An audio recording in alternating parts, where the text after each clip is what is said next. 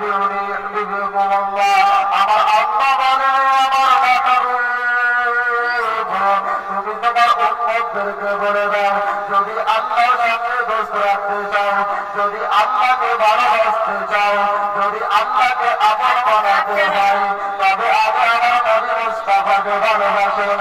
এ আমার বন্ধুগণ মুসলমান ভাইরা, যখন আপনি কাউকে ভালোবাসবেন, যখন আপনি কাউকে ভালোবাসবেন, তখন তার সমস্ত কথাগুলো আপনাকে ভালো লাগে, সমস্ত আচরণ আপনাকে ভালো লাগে।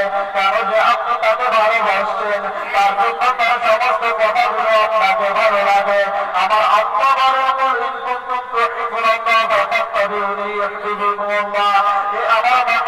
আমার বন্ধু, যদি তোমার উম্মতদেরকে বলে দাও, যদি আল্লাহর সঙ্গে দোস্ত রাখতে চাও, সর্বপ্রথমে আমাকে ভালোবাসো।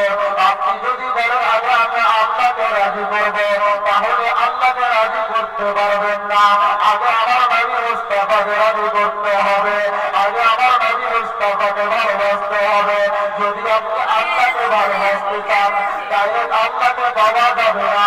কেন আমার আল্লাহ পাক পবিত্র কোরআনের মধ্যে বলে রেখেছেন, আগে আমার নবী মুস্তাফাকে ভালোবাসো।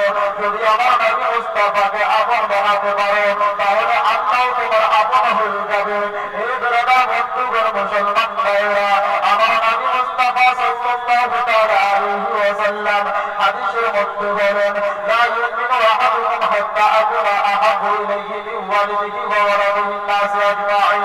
অর্থাৎ আমার নবী মুস্তাফার ফরমান রয়েছে, আমার নবী মুস্তাফা বলেছে, কোন ব্যক্তি যতক্ষণ পর্যন্ত পূর্ণ মুমিন হতে পারবে না, ততক্ষণ পর্যন্ত পূর্ণ মুসলমান হতে পারবে না, যতক্ষণ পর্যন্ত নিজের বাবা মা থেকে, নিজের দোস্ত বন্ধু থেকে আমার নবী মুস্তাফাকে ভালোবাসতে না পারবে।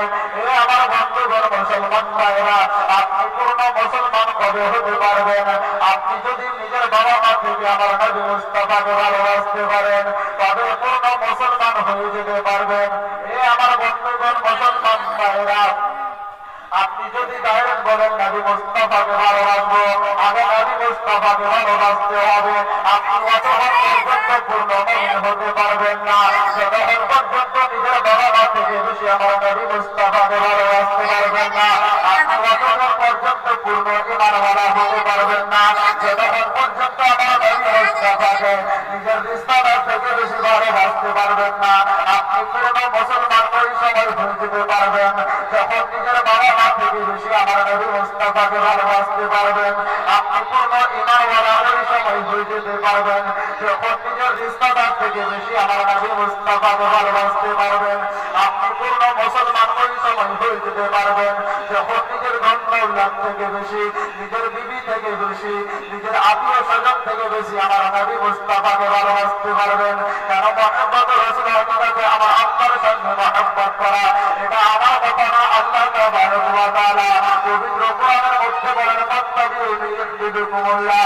এই আমার বন্ধুগণ মুসলমান ভাইরা, হযরত আনাস রাদিয়াল্লাহু তাআলা আনহু থেকে বর্ণনা, এক ব্যক্তি আমার নবী মুস্তাফার দরবারে চলে আসলেন, ইয়া রাসূলুল্লাহ, ইয়া হাবিবাল্লাহ, নবী গো, কিয়ামত কবে আসবে? আমার নবী মুস্তাফা সাল্লাল্লাহু তাআলা আলাইহি ওয়াসাল্লাম বলেন, তুমি কি কিয়ামতের তৈরি করে নিয়েছো? তুমি কি কিয়ামতের প্রস্তুতি নিয়ে এনেছো? সে ব্যক্তি বললেন, ইয়া রাসূলুল্লাহ, ইয়া হাবিবাল্লাহ, নবী গো, আমার কাছে কোনো নামাজের নেকি নাই গো নবী, নবী গো, আমার কাছে কোনো যাকাত প্রদান করা নেকি নাই। ইয়া রাসূলুল্লাহ, ইয়া হাবিবাল্লাহ, নবী গো, আমার কাছে কোনো হজ করার নেকি নাই, নবী গো, কিন্তু আমার সন্তান থেকে বেশি, আমার বিবি থেকে বেশি, আমার দোস্ত বন্ধু থেকে বেশি, সব জিনিস থেকে বেশি আপনার মহব্বত আমার দিলের মধ্যে বেশি রয়েছে। এই কথা যেমনই আমার নবী মুস্তাফা শোনা, মুস্কি মেরে হেসে বললেন, যদি এইরকম হয়ে থাকে তাহলে তুমি আমার সঙ্গে জান্নাতে থাকবে। জোরে বলুন সুবহানাল্লাহ। এই বেরাদার বন্ধুগণ মুসলমান ভাইরা, মিশকাত শরীফের হাদিস উঠান, ইন্নামাল আমালু বিন্নিয়াত। আপনার যদি নিয়ত ঠিক থাকে সবই ঠিক আছে। সেই জন্য সে সাহাবী বলেছিল, ইয়া রাসূলুল্লাহ, ইয়া হাবিবাল্লাহ, নবী গো, আমার কাছে কোনো নবী নাই, নবী গো, কিন্তু আমার সমস্ত জিনিস থেকে বেশি আপনার মহব্বত রয়েছে। সেই জন্য আমার নবী মুস্তাফা বলেছিল, যদি এইরকম হয়ে থাকে তাহলে তুমি আমার সঙ্গে জান্নাতে থাকবে। এখান থেকে বোঝা যায় মুসলমান ভাইরা, মহব্বতে রাসূল হচ্ছে হাকিকতে খোদার সঙ্গে মহব্বত করা। আর মহব্বতে রাসূল সমস্ত নেক আমল থেকে উত্তম রয়েছে। হযরতে আনাস রাদিয়াল্লাহু তাআলা আনহু থেকে বর্ণনা, হযরতে আবু বকর সিদ্দিক রাদিয়াল্লাহু তাআলা আনহু আমার নবী মুস্তাফার সঙ্গে কেমন মহব্বত করতেছিলেন বাবা, আমার নবী মুস্তাফাকে কেমন ভালোবাসতেছিলেন। একবার খুব বড় কুরাইশের মধ্যে লড়াই চলছিল, যুদ্ধ হচ্ছিল। আমার নবী মুস্তাফা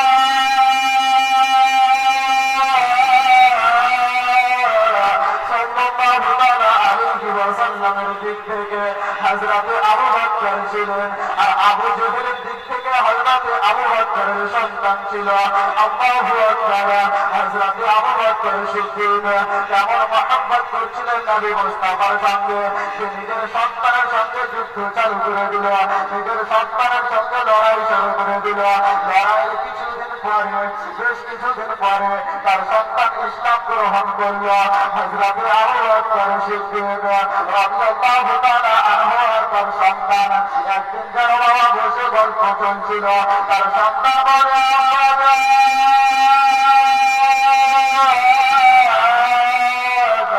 হুজুরের জন্য যেদিন লড়াই করছিল আব্বা, আমার তরবারিটা আপনার গোড়া পর্যন্ত চলে গিয়েছিল, আমার তরবারিটা আপনার গোড়া পর্যন্ত পৌঁছে দিয়েছিল, কিন্তু আমি তোমাকে আব্বা বলে ছেড়ে দিয়েছি। হযরতে আবু বকর সিদ্দিক রাদিয়াল্লাহু তাআলা আনহু যখন এই কথা শোনা, হযরতে আবু বকর বলেন,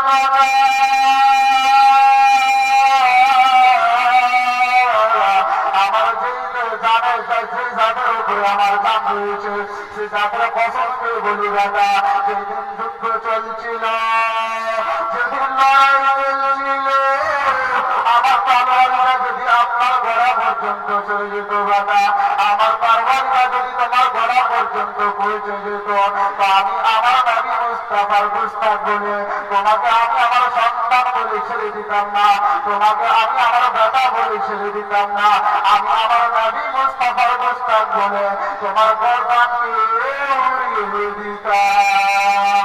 হে বাবাজি মুসলমান ভাইরা, দেখতে পেলেন হযরতে আবু বকর সিদ্দিক রাদিয়াল্লাহু তাআলা আনহু আমার নবী মুস্তাফার সঙ্গে কেমন মহব্বত করছিলেন, সেটা নিজের সন্তানের সঙ্গে যুদ্ধ করেছিল বাবা। হযরতে আবু বকর সিদ্দিক রাদিয়াল্লাহু তাআলা আনহু একদিন আরজ করলেন, ইয়া রাসূলুল্লাহ, ইয়া হাবিবাল্লাহ, নবী গো, আমার মায়ের দিনে আমার অনেকটা ভালোবাসা রয়েছে নবী গো, আমার মা আমাকে অনেকটা চাইবে নবী, আমার মাকে আমি অনেকটা ভালোবাসি, তাই আমি চাচ্ছি যে আমার মাকে নিয়ে এসে আপনার কাছে নিয়ে এসে কলমা পড়বে, মুসলমান করে নিব। আমার নবী মুস্তাফার সামনে এইসব কথা হযরত আবু বকর বলতেছিলেন। আবু বকর বলেন, ইয়া রাসূলুল্লাহ, ইয়া হাবিবাল্লাহ, নবী গো, যদি আপনার কলমা পড়ে মুসলমান বানিয়ে নি, তবে আল্লাহ তাবারক ওয়া তাআলা আপনার সঙ্গে আমার মাকে জাহান্নাম থেকে মুক্তি দান করবে। এই কথা হযরতে আবু বকর সিদ্দিক রাদিয়াল্লাহু তাআলা আনহু আমার নবী মুস্তাফার সামনে বলতেছিল। হঠাৎ করে যেন হযরতে আবু বকর দেখতে পেলেন তার আম্মা জান আমার নবী মুস্তাফার সামনে এসে কলমা পড়ে মুসলমান হয়ে গেছে। জোরে বলেন সুবহানাল্লাহ, জোরে বলেন লা ইলাহা ইল্লাল্লাহ, লা ইলাহা, লা ইলাহা ইল্লাল্লাহ, মুহাম্মাদুর রাসূলুল্লাহ সাল্লাল্লাহু তাআলা আলাইহি ওয়াসাল্লাম। এ বাবাজি মুসলমান ভাইরা, হযরতে উমর রাদিয়াল্লাহু তাআলা আনহু বলেছেন, আমাকে আমার নবী মুস্তাফা বলল, তুমি যাকাত প্রদান করো। সেই সময় হযরতে উমর রাদিয়াল্লাহু তাআলা আনহুর কাছে ধনদৌলত অনেকটা বেশি ছিল, টাকা পয়সা অনেকটা বেশি ছিল। হযরতে উমর রাদিয়াল্লাহু তাআলা আনহুর মনের ধারণা, মনের চিন্তা হচ্ছে, আমি যদি আমার নবী মুস্তাফার হাসিল হতে পারি, তাহলে আজকে আমি আমার নবী মুস্তাফার কাছে হতে পারবো। আমি আবু বকর থেকে বেশি কাছে হতে পারবো, কারণ আমার কাছে এখন ধন্যবাদ অনেকটা বেশি রয়েছে, আমার কাছে টাকা পয়সা অনেকটা বেশি রয়েছে। হযরতে ওমর রাদিয়াল্লাহু তাআলা আনহু তার প্রত্যেকটা ধন্যবাদ নিয়ে প্রত্যেকটা টাকা পয়সা নিয়ে আমার নবী মুস্তাফার দরবারে চলে গেলেন। আমার নবী মুস্তাফা বললেন,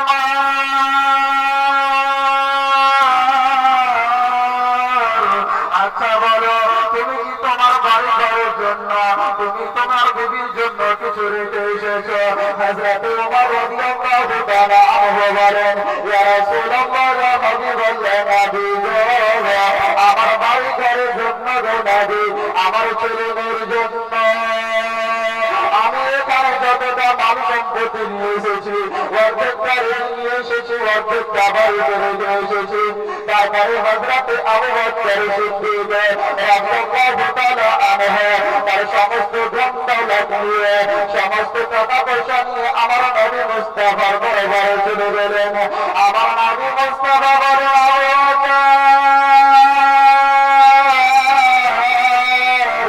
আচ্ছা বলো, তুমি কি তোমার বাড়ি ঘরের জন্য কিছু রেখে এসেছো? তুমি কি তোমার ছেলে মেয়ের জন্য কিছু রেখে এসেছো? হযরত আবু বকর সিদ্দিক রাদিয়াল্লাহু তাআলা আনহু বলেন, ইয়া রাসূলুল্লাহ, ইয়া হাবিবাল্লাহ, নবী গো, আমি আমার বাড়ি ঘরের জন্য কিছু ছেড়ে আসিনি, আমার বিবির জন্য আমি কিছু ছেড়ে আসিনি, শুধু আল্লাহর রাসূলকে ছেড়ে এসেছি। বলেন সুবহানাল্লাহ। এই বাবাজি মুসলমান ভাইরা, সেই ব্যক্তি জান্নাতে অবশ্যই যাবে। হযরতে আবু বকর সিদ্দিক রাদিয়াল্লাহু তাআলা আনহুকে যে ভালোবাসবে, আমার নবী মুস্তাফা সাল্লাল্লাহু তাআলা আলাইহি ওয়াসাল্লাম সেই সমস্ত ব্যক্তিদেরকে জান্নাতের পারমিশন দিয়ে দিবে, তোমরা জান্নাতে প্রবেশ করে যাও।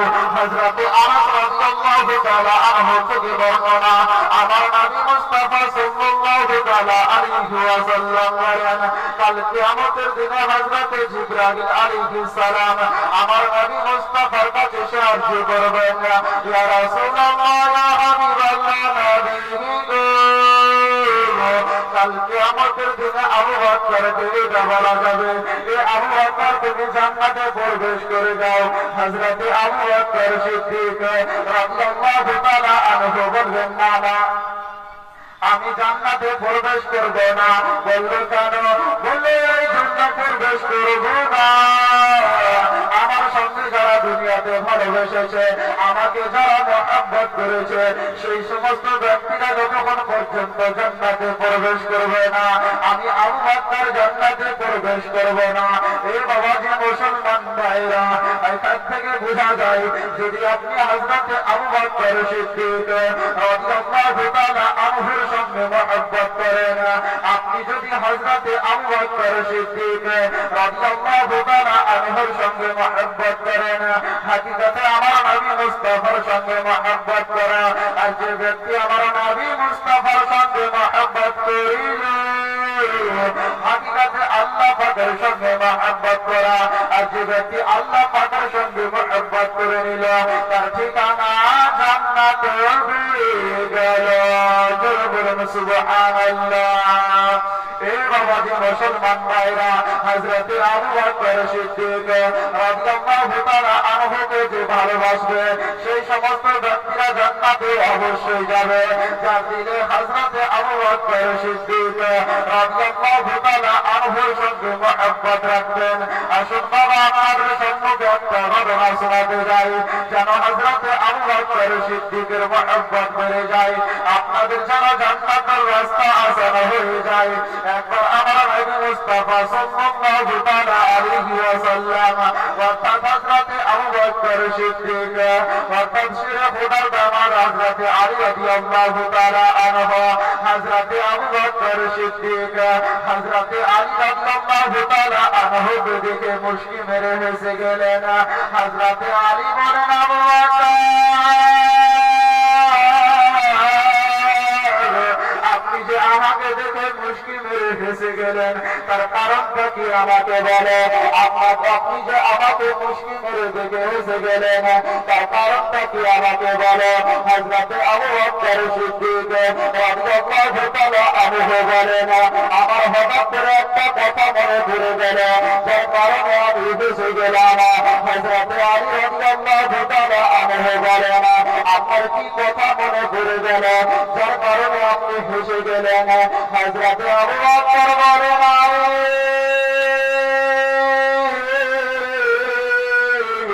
আমার নবী মুস্তাফা সাল্লাল্লাহু তাআলা আলাইহি ওয়াসাল্লাম আমাকে বলেছিল যাতে আমার আলী জান্নাতের টিকিট দিবে, যাতে আমার আলী জান্নাতের পারমিশন দিবে, সে ছাড়া কেউ জান্নাতে প্রবেশ করতে পারবে না। হযরতে আলী রাদিয়াল্লাহু তাআলা আনহু বলেন, আপনি সমস্ত কথাই সত্যি বলেছেন, কিন্তু আমার নবী মুস্তাফা সাল্লাল্লাহু তাআলা আলাইহি ওয়াসাল্লাম এটাই আমাকে বলেছে, এ আলী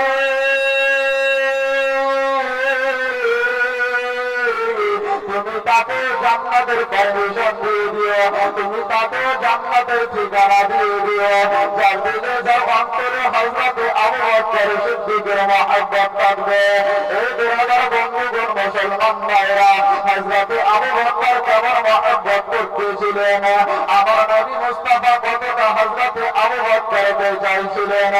ইমাম ফখরুদ্দীন রাজি রাহমাতুল্লাহ আলাইহি তাফসীর কবিরের মধ্যে বলেন, আমার নবী মুস্তাফা সাল্লাল্লাহু তাআলা আলাইহি ওয়াসাল্লাম, আমার নবী আল্লাহুম্মা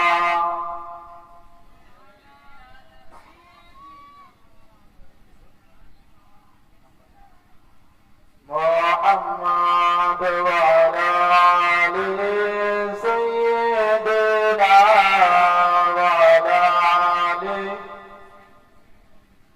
মাওলানা মুহাম্মাদ সাল্লাল্লাহু তাআলা আলাইহি ওয়াসাল্লাম। এই আমার বন্ধুদের মুসলমান ভাইরা, হযরতে আবু বকর সিদ্দিক রাদিয়াল্লাহু তাআলা আনহু কতটা ভালোবাসতেন আমার নবী মুস্তাফা সাল্লাল্লাহু তাআলা আলাইহি ওয়াসাল্লাম নিজের আঙ্গুঠি মুবারকটাকে খুলে দিয়ে হযরতে আবু বকরকে দিলেন। আবু বকরকে দিয়ে বলল, আবু বকর যাও এই আঙ্গুঠিটাকে নিয়ে লা ইলাহা ইল্লাল্লাহ লিখে নিয়ে এসো। হযরতে আবু বকর সিদ্দিক আমার নবী মুস্তাফার কাছে আঙ্গুঠিটা নিয়ে নিল। হযরতে আবু বকর সিদ্দিক সে আঙ্গুঠিটাকে নিয়ে এক রাস্তা ধরে চলতে লাগলেন। বাবা এক নেতার কাছে চলে গেলেন, যাতে আপনারা হয়তো কামার বলে পরিচিত, কামার বললে আপনারা চিনতে পারবে না। হযরতে আবু বকর সিদ্দিক আমার নবী মুস্তাফার আঙ্গুঠিটাকে নিয়ে এক কামারের কাছে চলে গেলেন। সে কামারকে বলল, এই আঙ্গুঠিটাতে লা ইলাহা ইল্লাল্লাহ মুহাম্মাদুর রাসূলুল্লাহ লিখে দাও। সে কামারটা আছে হযরতে আবু বকরকে, সে আঙ্গুঠিটাতে লা ইলাহা ইল্লাল্লাহ মুহাম্মাদুর রাসূলুল্লাহ লিখে দিল। সে আঙ্গুঠিটাকে নিয়ে সে হযরতে আবু বকর সিদ্দিক আর রাস্তা ধরে চলতে লাগলেন। বাবা আমার নবী মুস্তাফা সাল্লাল্লাহু তাআলা আলাইহি ওয়াসাল্লামের কাছে চলে আসলেন। যেমনই আঙ্গুঠিটা আমার নবী মুস্তাফাকে দেওয়া, আমার নবী বলেন, আবু বকর আচ্ছা বলে তোমাকে তো আমি লা ইলাহা ইল্লাল্লাহ লিখতে বলেছিলাম, কিন্তু দেখি এখন এতটা বেশি কেন হয়ে গেছে? এখন তো দেখি লা ইলাহা ইল্লাল্লাহ মুহাম্মাদুর রাসূলুল্লাহ লেখা আছে। আবু বকর বলেন, ইয়া রাসূলুল্লাহ ইয়া হাবিবাল্লাহ আমি যে আপনার সঙ্গে এমন মহব্বত করি নবী, আপনি আপনার নাম যদি আমি আল্লাহর সঙ্গে যদি আলাদা করে দিতাম তাহলে এটা বেয়াদব হয়ে যেত, তাই আমি আল্লাহর নাম আর আপনার নাম একই সঙ্গে রেখেছি। বলেন সুবহানাল্লাহ।